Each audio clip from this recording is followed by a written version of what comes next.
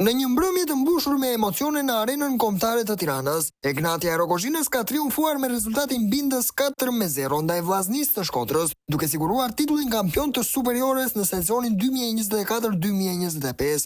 Ky është suksesi i dytë radhasi për Rogozhinasit, të cilët konfirmojnë dominimin e tyre në futbollin shqiptar. Golat e ndeshjes, në minutën e 6 Egnatia kaloi në avantazh të hershëm. Pas një aksioni të ndërtuar nga Bakayoko, topi përfundoi te Regi Lushkja, i cili e dërgoi në rrjet për 1-0.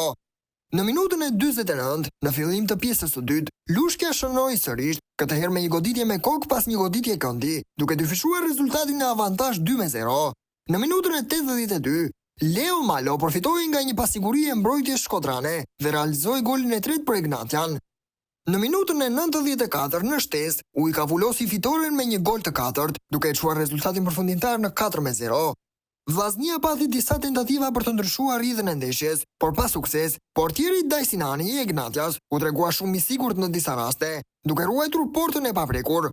Me këtë fitore, Egnatia jo vetëm që siguroi titullin kampion, por edhe një vend në kampionatin evropian për sezonin e ardhshëm. Kjo ndeshje përmbyllën një sezon të suksesshëm për Rogozhinasit, të cilët kanë treguar një performancë të qëndrueshme gjatë gjithë kampionatit.